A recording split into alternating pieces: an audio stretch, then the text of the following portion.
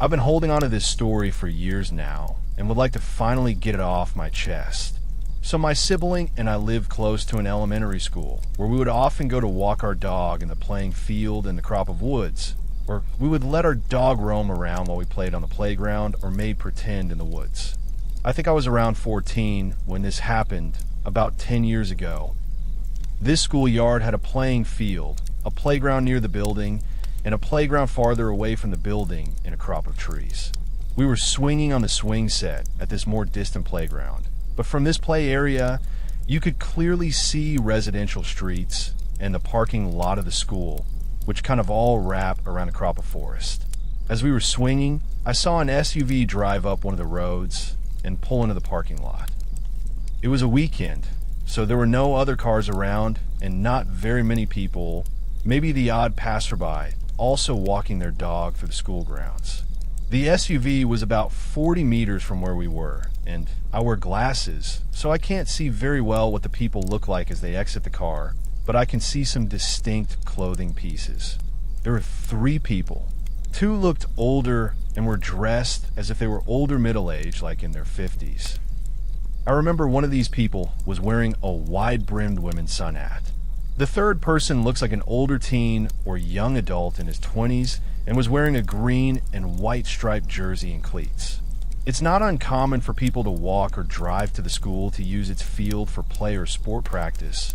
Though looking back now, I realize it's odd they parked in this lot and not on the side of the road nearer to the field, which was on the opposite side of the property. In any case, I think, okay, just some grandparents and their grandson going to practice in the field and go about playing with my sibling. I remember watching the trio walk away around the school building, completely opposite to where we were on the property. We have our dog with us, and after a time, we decide to stop swinging and take the dog on a walk through the trails and the forest brush. Maybe 15 to 20 minutes have passed since the car pulled up. The brush we were walking through was basically in the very corner of the school property. There was a metal chain link fence in front of us, and beyond it was the sidewalk and residential road. To our right was another fence which separates people's backyard from the school grounds. These homes all have tall trees growing along the school fence for added privacy, so it's almost impossible for anyone to see into the schoolyard. My sibling and I were just at that age where playing pretend didn't really feel genuine and spur of the moment, like we were about to grow out of it. I'm feeling bored but don't want to go home yet, so I pick a branch of these red berries that grow in the schoolyard and say to my sibling, "Hey, want to play a game?" Which was our code for let's play pretend, and I bend down to offer the berries to my dog as a starting point for the game. They've never heard her. I'm still speaking to my sibling, who was walking in front of me as I bent down, but my voice trails off as I see my dog's behavior. She was completely ignoring the berries and me, and was instead moving past me slowly, ears back and nose pointed, as if she was approaching something. I follow her movements, still looking down.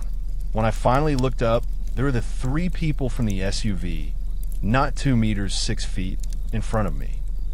They were certainly not a couple of grandparents and a kid, but 3 grown men. I remember the faces of the 2 older men pretending to be grandparents. The foremost man had short white hair and a white scruff of facial hair. His mouth was open in a faint O shape as he breathed quietly and focused on keeping his steps light. The other man was extremely thin, his cheekbones popping out, and his shoulder-length, greasy brown hair hung around his skeletal features. They had crept up behind my sibling and me silently, and remained just as quiet as they all turned their backs quickly and pretended to point off into the trees like they were bird watching or something. It was bizarre how silent the whole encounter was. I immediately realized we needed to get the hell out of there and turned my attention back to my sibling as I grabbed my dog's collar and got her hooked up to the leash. My sibling was about a foot from me, but seemed oblivious still to the 3 creeps in the woods right behind us. I tell them over and over that we need to leave, but they become wrapped up in the imaginary game I proposed moments ago. Finally, they see the men. I never looked back at the creeps, only to my sibling. My sibling also stops talking and starts walking with me. Thankfully, an opening in the fence between these now haunted woods and the road was only a few meters ahead, and we got some distance and obstacles between us and these creeps. To my frustration, my sibling wants to stop on the sidewalk and pick some more berries through the fence, and I frantically tell them to come on, let's go. I still never look back towards the men, my vision tunneling to the safety of the open roads, sidewalks, and homes in front of us. We got home without incident, at least to my knowledge. Had the men followed us on foot, gone back to their car and followed, or simply gave up? I didn't care. I just want to get home, which was only a couple of blocks away. When we got home, I broke down. I told my mom what happened, and I remember her reaction being kind of nonchalant. I had always been an anxious child, and she had developed a habit of downplaying things in a kind of exposure therapy way. I realized I still didn't feel fully safe with this reaction and retreated to my basement to cry alone. In recounting the story with my mom years later, she said she did call the police, but nothing came of it. I am also very thankful for my dog, as it's likely she saved the lives of my sibling and me that day. In the years since then, I became highly skilled in reading people's body language. I can tell when someone is lying. I can read people's emotions and intentions like a book. I can tell if someone's vibe is off from a good distance away. This has become a blessing and a curse. So, 3 creeps from the woods, I hope no one else was subjected to your presence. And I hope you rot in hell for what you did. Let's never meet again.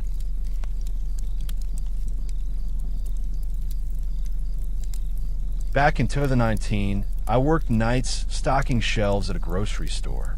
It wasn't a bad job. Honestly, it was pretty easy most of the time. The store closed at midnight, and after that it was just me, 2 other stockers, and a manager walking around, making sure we were actually working. Most nights were boring. We'd throw on headphones, stock shelves, joke around a little, then go home. The building itself was old, though. Really old.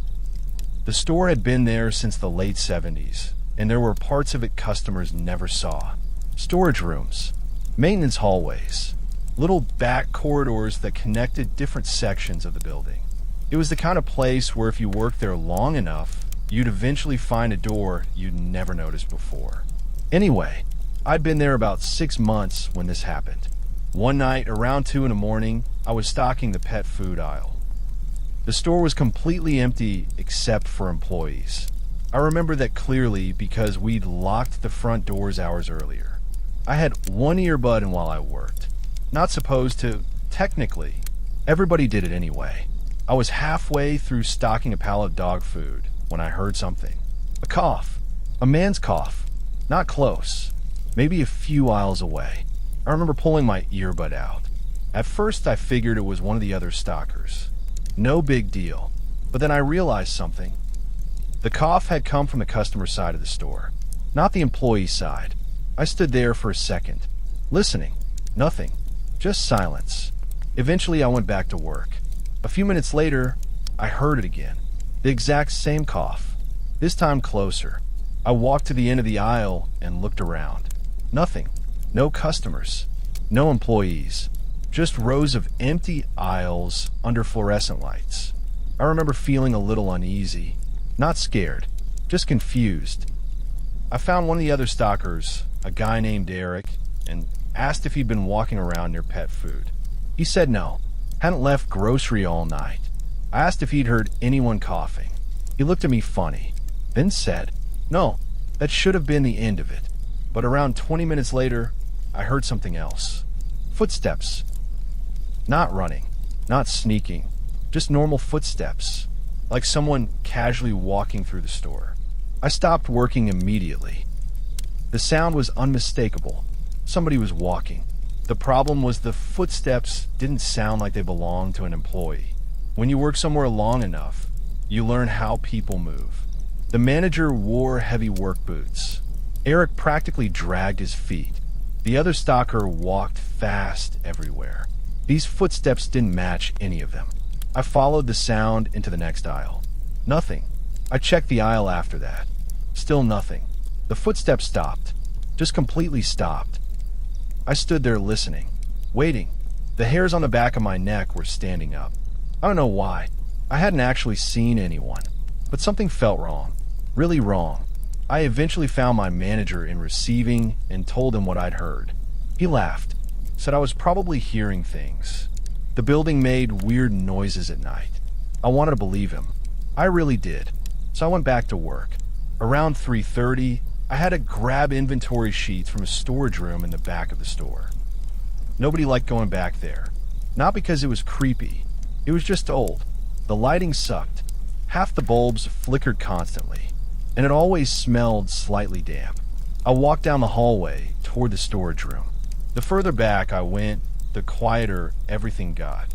No music, no forklifts, nothing. Just that weird silence old buildings seem to have. I reached the storage room door, pulled it open, grabbed the paperwork, then froze. There was a shopping cart inside. A customer shopping cart, just sitting there. I stared at it, because that made absolutely no sense. Customers weren't allowed back there, ever, and none of US used shopping carts for inventory. I walked over to it. The cart wasn't empty. Inside were several random items from around the store. A loaf of bread, a package of batteries, bottled water, some canned soup. Nothing expensive, just random stuff, almost like someone had been shopping. I remember getting this weird feeling in my stomach, because suddenly those footsteps didn't seem so easy to explain. Neither did the coughing. I left the cart exactly where it was and went to find my manager. This time he didn't laugh. Not when he saw it. We checked with everyone working that night. Nobody knew where it came from. Nobody had brought it back there. The manager figured someone had somehow left it there before closing, which sounded ridiculous to me. But I didn't argue.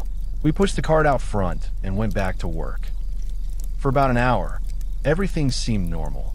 Then at around 4:45, Eric came running into receiving.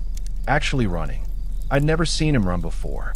He looked pale, like genuinely pale. The manager immediately asked what happened. Eric looked at both of us and said, "I just saw somebody." Nobody spoke. For a second, I thought he was joking. He wasn't. I saw a guy. The manager asked where. Eric pointed toward grocery. He was standing at the end of an aisle. And Eric swallowed. Then he walked away. The manager grabbed his radio, asked for a description. Eric said it was a man. Middle-aged, maybe. Dark hoodie. Jeans. That's all he got. The guy apparently turned the corner before Eric could get a good look. The manager finally took things seriously. The three of us started checking the store. Every aisle, every department, every restroom, every storage area. Nothing. Nobody. It was like the guy had vanished. Eventually, the manager called the police. Not because we thought there was a threat, mostly because somebody clearly wasn't supposed to be there. Two officers arrived around 5:30. They checked everything again. Still nothing. One of them eventually asked if there were any places someone could hide. The manager immediately said no, then stopped. I still remember the look on his face, because we all realized the same thing at the same time. There was one place nobody had checked. The old maintenance hallway beneath the building. And the second we opened that door, we knew something was very wrong. The maintenance hallway wasn't something most employees even knew existed. I'd worked there for 6 months and had never been down there. Honestly, I didn't even know where the entrance was until that morning. It was hidden behind a locked metal door near receiving. The manager grabbed a ring of keys and led us over. The two police officers followed behind him. I remember standing there thinking this was probably about to be really embarrassing. Maybe we'd find a raccoon. Maybe some homeless guy who wandered in and couldn't find his way out. Something normal. Something explainable. The manager unlocked the door. The second it opened, a cold, stale smell drifted out. Not horrible, just old, like air that hadn't moved in years. One of the officers switched on a flashlight. There were lights down there, apparently, but half of them no longer worked. The hallway stretched beneath the store. Concrete walls, old pipes running overhead, dust everywhere. It looked more like a tunnel than part of a grocery store. Nobody said much as we started walking. The only sounds were our footsteps and the occasional drip of water somewhere in the darkness. I remember feeling increasingly uncomfortable the farther we went. Not because I expected to find someone, just because the place felt wrong, like it wasn't meant to be occupied anymore. About 50 feet in, one of the officers stopped. "Hold on." Everyone froze.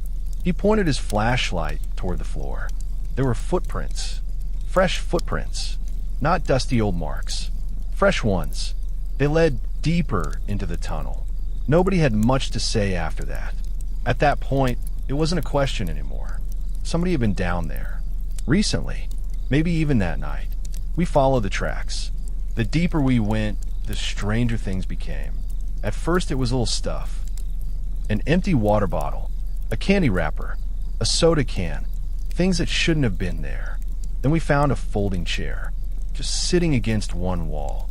One officer looked at the other. Neither of them looked surprised anymore. I don't think I did either.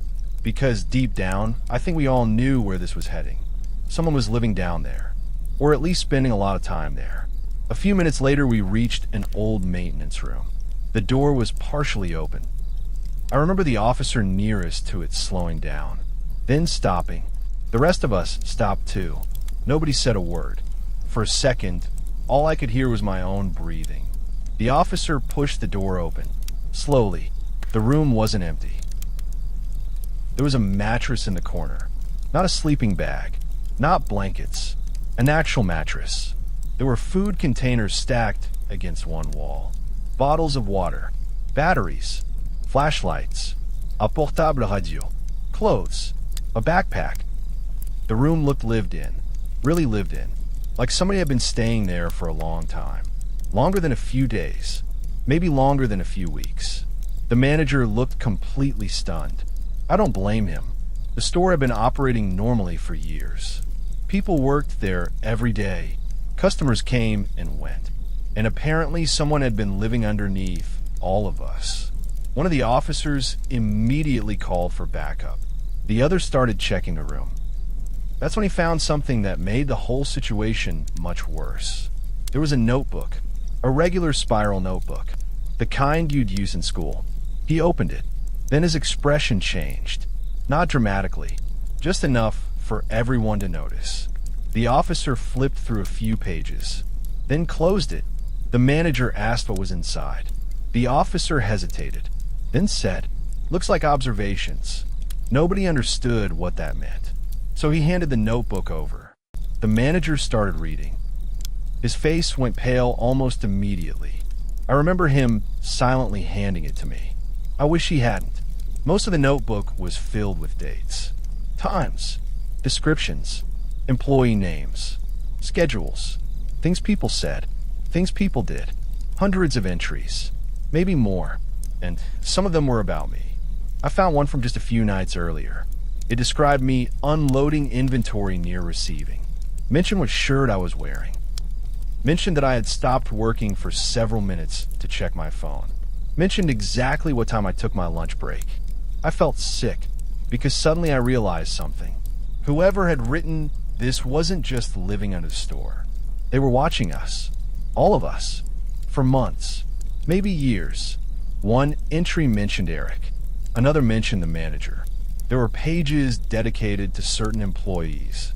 Specific routines. Specific habits. Specific schedules. The notebook wasn't random. It was organized. Very organized. That was the part that bothered me most. The person who wrote it had spent a lot of time doing this. A lot. One officer eventually took the notebook and placed it into an evidence bag. Nobody spoke much after that. The entire mood had changed. This wasn't some harmless guy hiding from the weather anymore. This was somebody who had been secretly observing people. And nobody knew who or why. The police searched the maintenance room for almost an hour. They found more notebooks, more supplies, more evidence that someone had been living there. What they didn't find was the person responsible. The room was empty, completely empty. And based on how fresh some of the food was, they couldn't have been gone long. That realization hit everybody pretty hard. because it meant there was a decent chance they'd been in the tunnels while we were searching. Maybe listening to us, maybe watching us, maybe waiting for us to leave. The backup officers eventually arrived and expanded the search. They checked every hallway, every storage room, every crawl space, everything. Nothing. The person was gone, or hidden incredibly well. By then, the sun had started coming up. My shift was technically over, but there was no chance I was leaving without knowing what happened. Around 7 in the morning, one of the officers came back upstairs. He looked frustrated. The search had turned up nothing. No suspect. No identificación. No real answers. Just a hidden living space and a collection of notebooks. I remember driving home exhausted. I should have gone straight to bed. Instead, I sat in my apartment for almost an hour, just thinking. The whole thing felt unreal, like something from a movie. A guy secretly living underneath a grocery store, keeping records on employees, watching people without them knowing. It didn't feel possible, yet somehow it had happened. The really disturbing part came a few days later. Police reviewed security footage from previous months. That's when they discovered something nobody expected. The man had actually appeared on camera before. Several times. Not often. Just enough. Usually late at night. Usually in parts of the store customers never accessed. The footage showed a middle-aged man in dark clothing. Sometimes he'd appear for only a few seconds before disappearing behind a door. Sometimes he'd walk through an aisle after closing. Once he was captured standing completely still near the back of the building for almost 15 minutes. Just standing there, not moving, not doing anything, watching. The creepiest footage came from about 2 months before everything happened. One camera captured him pushing a shopping cart. The same shopping cart we'd eventually find in storage. The timestamp showed it was around 3 in the morning. The store had already been closed for hours. The man casually walked through the building as if he belonged there, then disappeared through a door leading toward the maintenance area. Nobody had noticed at the time. Nobody was actively watching the cameras. And because nothing was stolen, no alarms were triggered. The police never publicly released the footage. At least not that I'm aware of. And as far as I know, they never caught him. They had theories. A former contractor. A drifter. Maybe somebody who had once worked in the building years ago. But nothing was ever confirmed. Eventually, the maintenance tunnels were sealed off completely. New locks, new cameras, new security procedures. Life at the store went back to normal, at least on the surface. But for months afterward, every little sound made me look over my shoulder. Every cough, every set of footsteps, every time I thought I saw movement at the end of an aisle. Because once you realize someone has been secretly watching you for who knows how long, it's hard to ever feel completely comfortable again. What still bothers me, even now, is something I found in that notebook. One line, just one, buried between dozens of observations. It simply said, "They never look up," and honestly, I wish I'd never read it.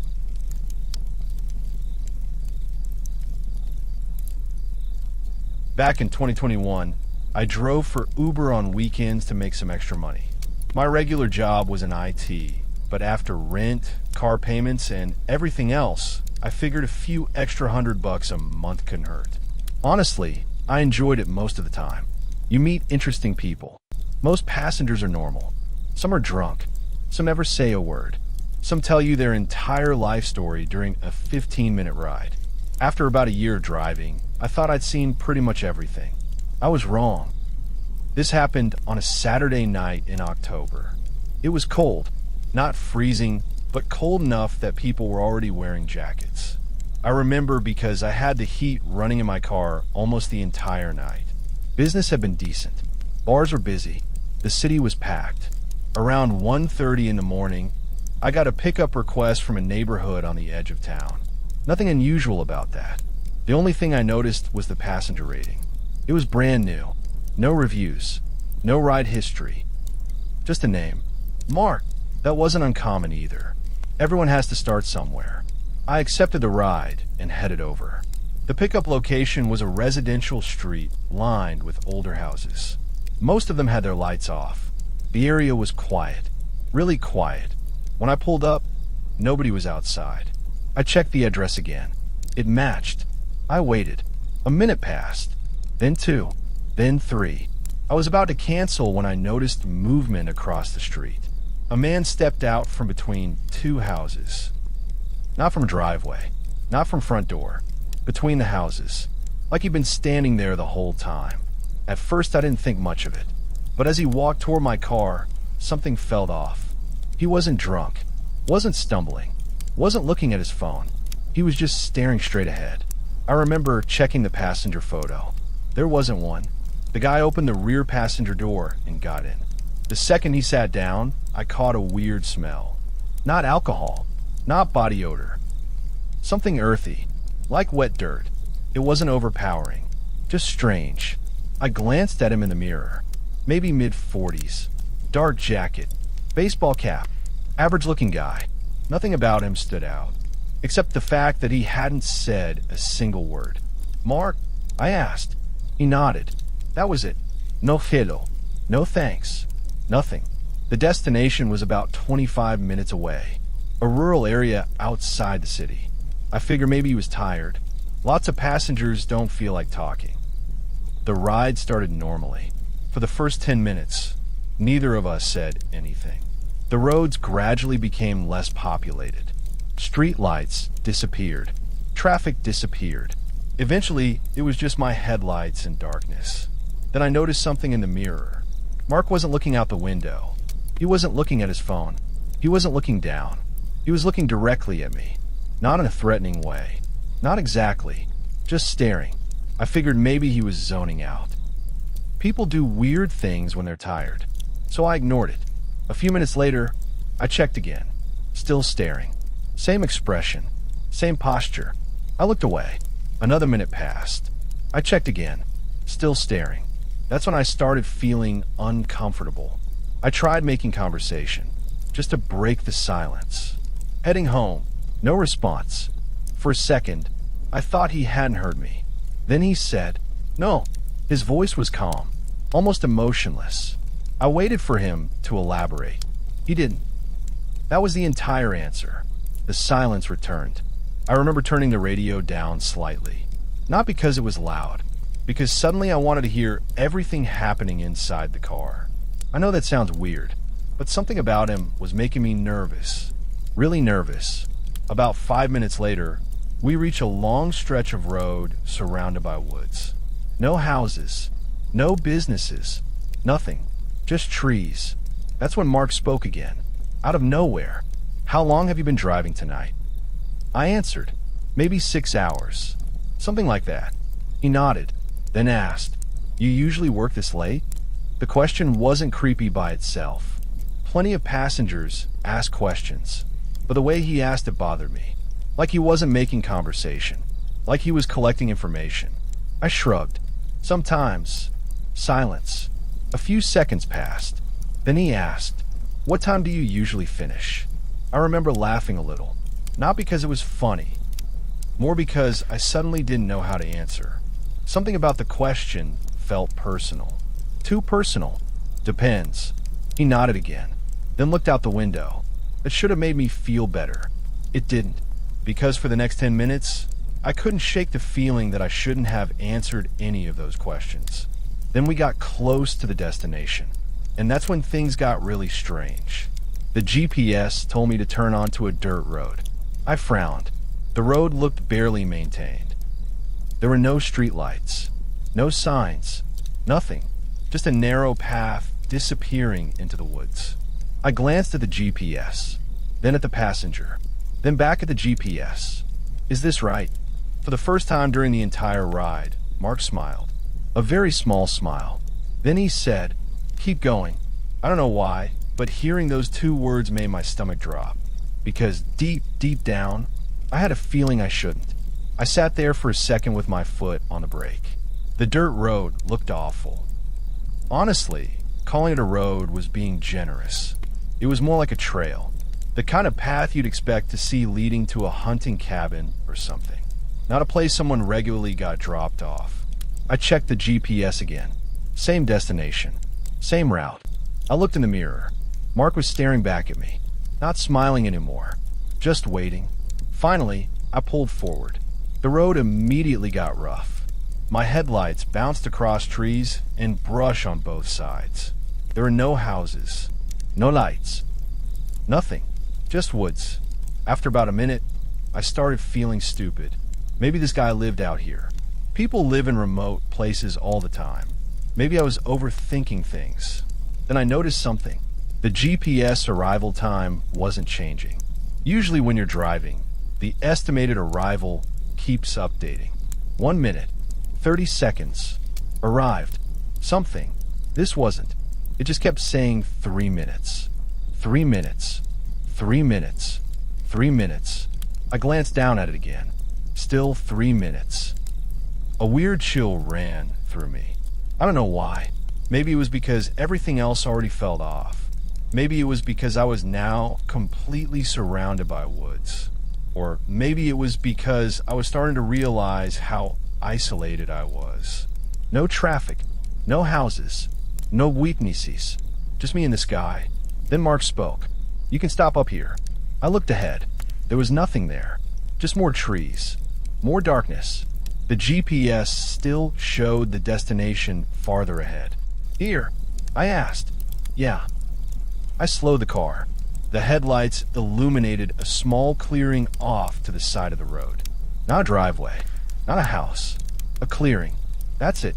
I remember feeling genuinely confused. "Are you sure?" He nodded. "Positive." For a second, neither of us said anything. Then I put the car in park. The ride technically wasn't over. The app still showed the destination ahead. But Mark immediately reached for the door handle. Before getting out, he paused. Then he leaned slightly forward. Not enough to touch me, just enough that I could hear him clearly. "You seem like a nice guy." I forced a laugh. "Thanks." He didn't move, just sat there. Then he said, "Be careful who you pick up," and got out. I watched him walk away, not toward a house, not toward another road, straight into the woods. The darkness swallowed him almost immediately. Within seconds, he was gone. I remember sitting there completely confused. Part of me wanted to drive away immediately. The other part wanted to make sure he wasn't injured or lost, because none of this made any sense. Eventually, I ended the ride and turned the car around. The second I got enough signal, another ride request came through. I accepted it and moved on. For the rest of the night, I couldn't stop thinking about that guy. Something about the entire encounter felt wrong. The questions, the location, the warning, especially the warning. "Be careful who you pick up."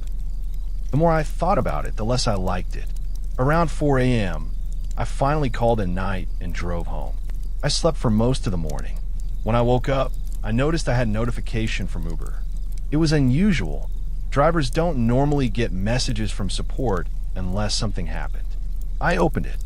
The message was short. It asked me to contact support regarding a recent trip.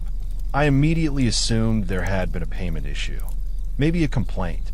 Something simple. So I called. The representative verified my information and asked about my last few rides. Eventually, she mentioned the passenger named Mark. I told her I remembered him. How could I not? There was a pause. Then she asked, "Can you describe it?" That caught me off guard. I gave a basic description. Middle-aged, dark jacket, baseball cap, quiet. The representative thanked me, then said something that instantly got my attention. "We've received multiple reports involving that account." I sat up. "What kind of reports?" There was another pause. The representative clearly couldn't say much, but she explained that the account had been suspended pending investigation. I asked why. She wouldn't answer directly, only repeated that several drivers had reported unusual behavior. That was it. No details, no explanation, just enough information to make me even more uncomfortable. For the next couple days, I try not to think about it. Life went on. Work, sleep, normal stuff.